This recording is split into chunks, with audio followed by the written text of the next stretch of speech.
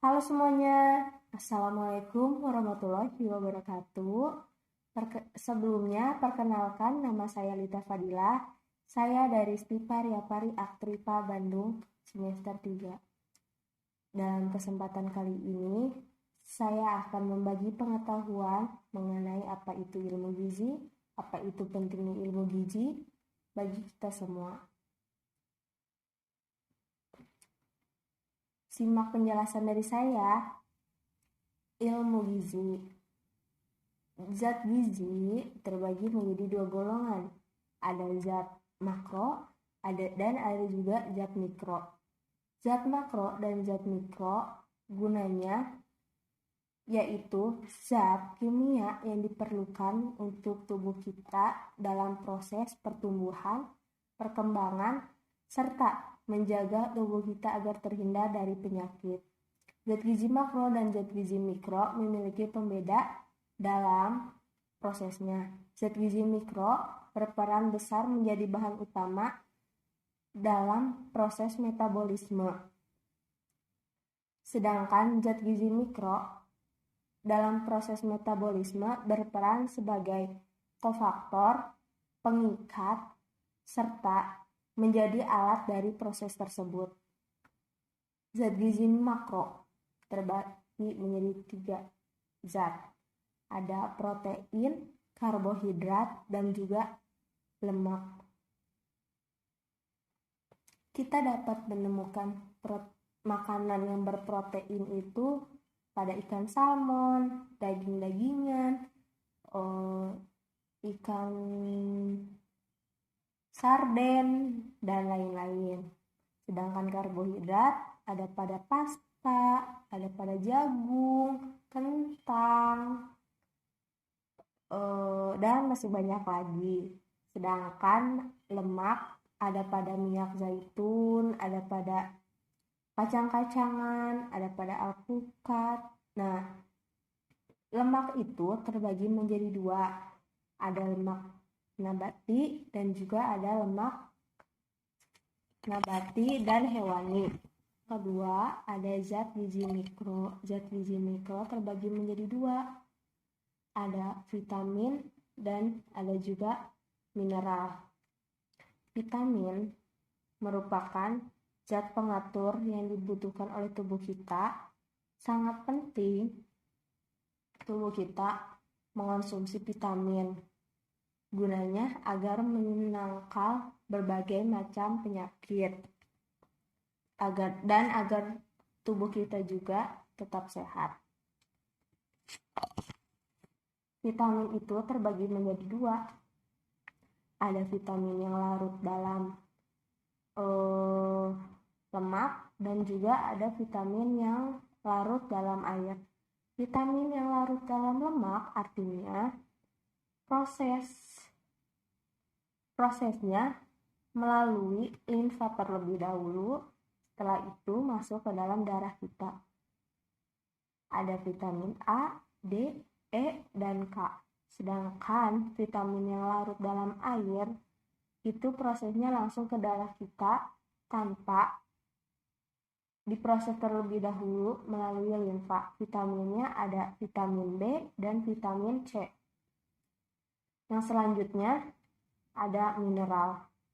Mineral di sini merupakan zat gizi kimia yang ada pada tubuh kita seperti kalsium, natrium, kalium, dan lain-lain. Zat gizi mineral yang di sini bukan dimaksud sebagai air karena air merupakan cairan, bukan mineral. Selanjutnya ada lemak dan karbohidrat. Lemak merupakan zat gizi yang berguna menjaga tubuh manusia yang dihasilkan dari senyawa yang terbentuk dari asam lemak dan gliserol.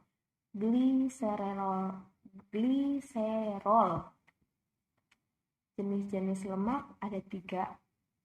Yang pertama, menurut wujudnya terbagi menjadi 2. Ada lemak yang dapat dilihat dan ada juga lemak yang tidak dapat dilihat. Lemak yang dapat dilihat seperti mentega, margarin, minyak kelapa, dan lain-lain. Sedangkan lemak yang tidak dapat dilihat, misalnya pada susu, kuning telur, kacang-kacangan, dan lain-lain. Yang selanjutnya, menurut jenis ikatannya ada 3. Ada asam lemak jenuh, asam lemak tak jenuh, dan ada juga asam lemak tak jenuh majemuk. Maksudnya yaitu yang pertama asam lemak jenuh, yaitu asam lemak yang mempunyai ikatan tunggal atom karbon. Sedangkan asam lemak tak jenuh tunggal yaitu asam lemak yang mengandung satu ikatan rangkap antara 2 atom karbon.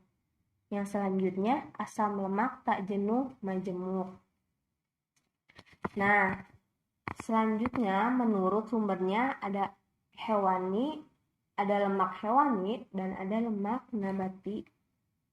Selanjutnya sumber makanan yang dihasilkan dari lemak. Terdapat pada minyak kelapa, mentega, margarin, kacang-kacangan, susu, dan lain-lain, telur, dan lain-lain. Fungsi lemak itu sendiri yaitu penghasil energi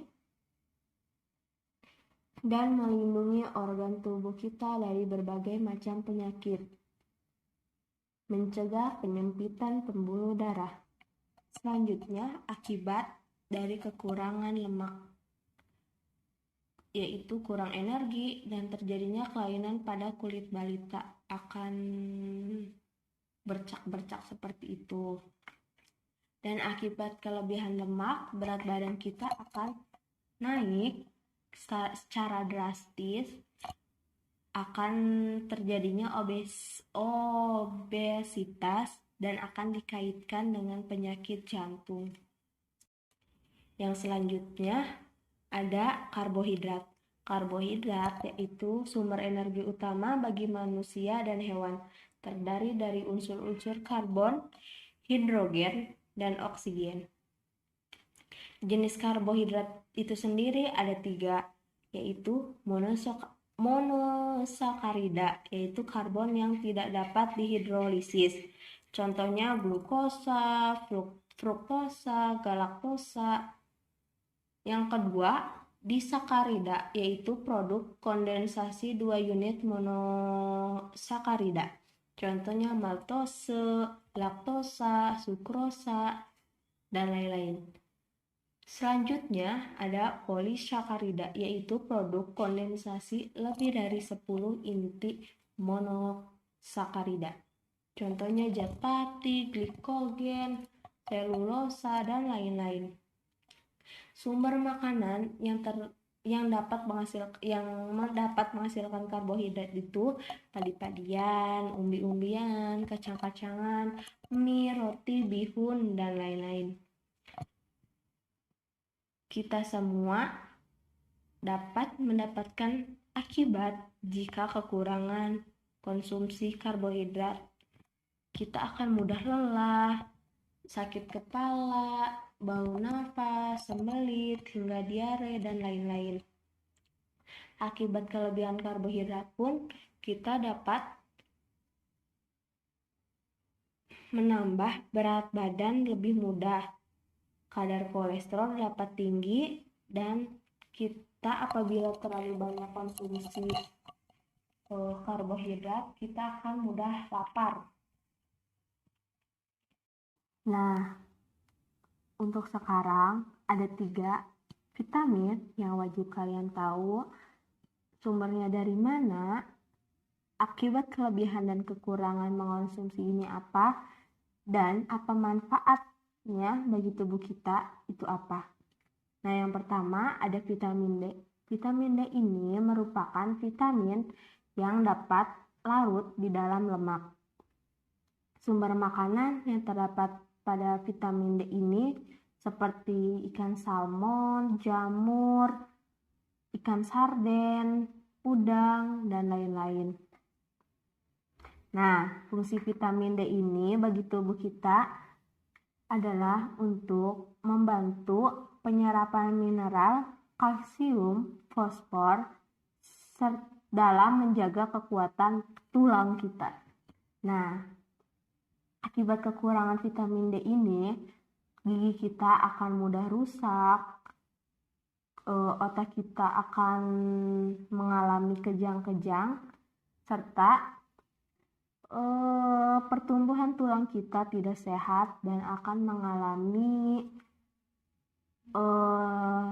ketidaknormalan dan akan membentuk huruf O ataupun X. Selanjutnya, akibat kelebihan mengonsumsi vitamin D ini, kita akan kehilangan nafsu makan, tekanan darah tinggi, dan dapat menyebabkan kerusakan pada ginjal kita. Nah, untuk yang selanjutnya ada vitamin B9. Vitamin B9 ini bisa disebut sebagai asam folat, yang artinya vitamin yang dapat larut di dalam air, buahan, kacang-kacangan, dan masih banyak lagi. Untuk fungsi B9 itu sendiri memiliki periode pembelahan dan pertumbuhan pada sel darah kita. Senyawa protein ini membantu pembentukan sel darah pada tubuh dan memproduksi DNA.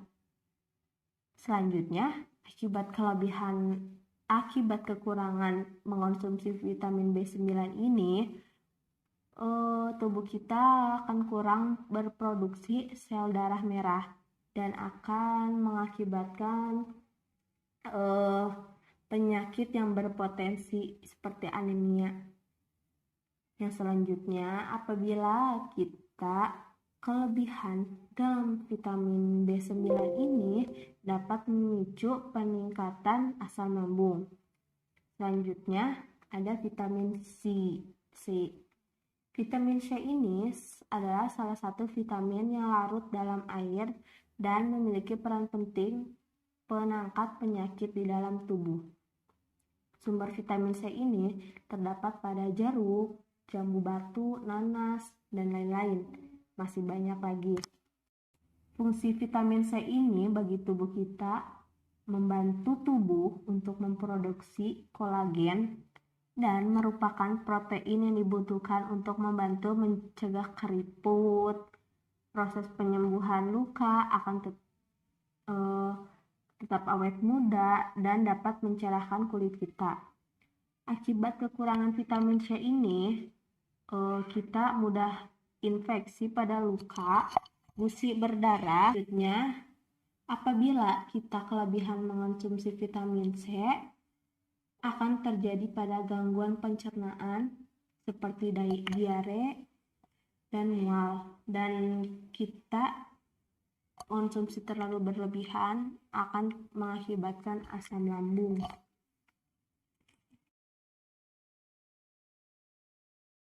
Karena ilmu gizi dapat diterima dengan baik di kalangan masyarakat, tentunya bagi saya juga mempelajari ilmu gizi di mata kuliah, saya dapat menambah pengetahuan dan wawasan yang lebih jauh lagi mengenai apa itu gizi. Bagi saya, gizi merupakan fondasi yang sangat penting untuk tubuh kita semua agar dapat menjalani kehidupan yang sehat dan terhindar dari berbagai macam penyakit. Nah, kunci sehat itu sendiri diawali dengan pola makanan yang baik dan tercukupinya gizi yang seimbang pada tubuh kita. Tidak kekurangan dan tidak berlebihan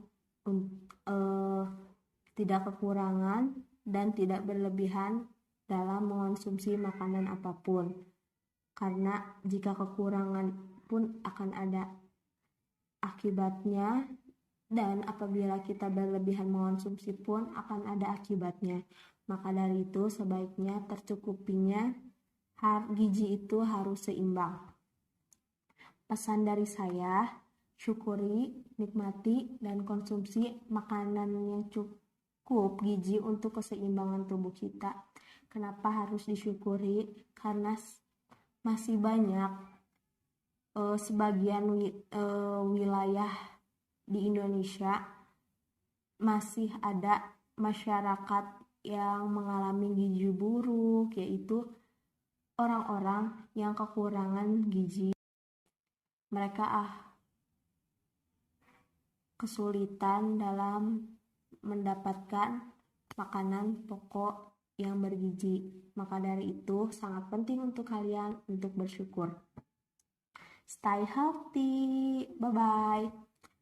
Mungkin cukup sekian sedikit penjelasan mengenai ilmu gizi dari saya. Mohon maaf apabila ada kesalahan. Wassalamualaikum warahmatullahi wabarakatuh.